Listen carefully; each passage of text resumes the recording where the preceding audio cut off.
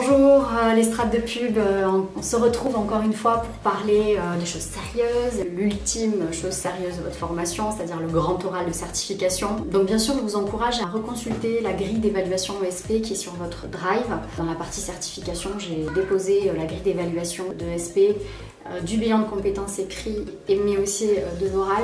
Vous avez toutes les attentes du certificateur pour la validation de votre titre. Donc je vous encourage et je vous invite vraiment à aller la consulter et peut-être pourquoi pas la prendre par cœur quand vous préparez vos dossiers et vos oraux. Je vous rappelle juste, vous le savez déjà, mais c'est des petits rappels, la durée de l'oral varie entre 35 minutes et 40 minutes selon, avec 20 minutes de présentation autonome, c'est-à-dire en monologue, 15 à 20 minutes de dialogue avec le certificateur, puisque Caroline Kanji, qui est la directrice pédagogique et des opérations de ESP, sera présente, mais également 2 personnes qui sont des professionnels de la communication. Et puis en général, je suis présente également. Donc il y a un échange qui se fait, même si moi je reste assez silencieuse. Vous pouvez présenter donc votre bilan de compétences selon plusieurs choix. Premier choix, vous présentez le même contenu qu'à l'écrit, ce que je ne vous conseille pas vraiment. Deuxième choix, vous faites des zooms, des focus sur des missions, sur des compétences acquises, en justifiant les raisons pour lesquelles vous avez fait ces zooms ou ces focus.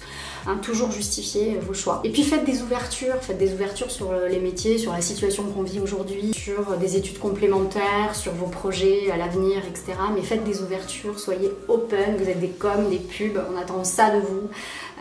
Comme je dis souvent, l'ouverture d'esprit, c'est pas une fracture du crâne, mais c'est vraiment quelque chose qui est attendu dans votre secteur d'activité, très important. Donc vous êtes évalué sur votre implication quant aux missions qui vous ont été confiées pendant la durée de votre contrat pro, de votre stage. On attend de vous du recul aussi quant aux acquis personnels mais aussi professionnels que vous avez pu avoir, et puis votre professionnalisme, votre potentiel d'embauche. Donc ça, c'est très important que vous puissiez montrer au jury que ça y est, vous avez l'étoffe, vous avez la posture, vous avez le costume du chef de projet en communication et publicité.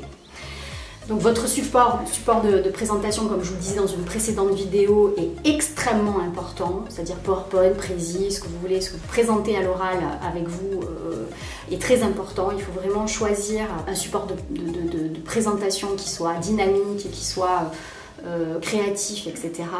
Attention aussi à votre aisance orale, mais ça je sais que vous êtes plutôt bien achalandé à ce niveau-là. Et il y a la gestion de votre temps, parce que ça c'est très important aussi. Donc je vous rappelle rapidement les compétences à valider. Première compétence, savoir établir un diagnostic pertinent suite à un brief client, donc le bench, l'analyse, l'ouverture d'esprit, la compréhension de l'annonceur. Deuxième compétence, savoir élaborer un projet global de communication, donc les objectifs, les cibles, le positionnement, la capacité à préconiser des solutions de communication efficaces.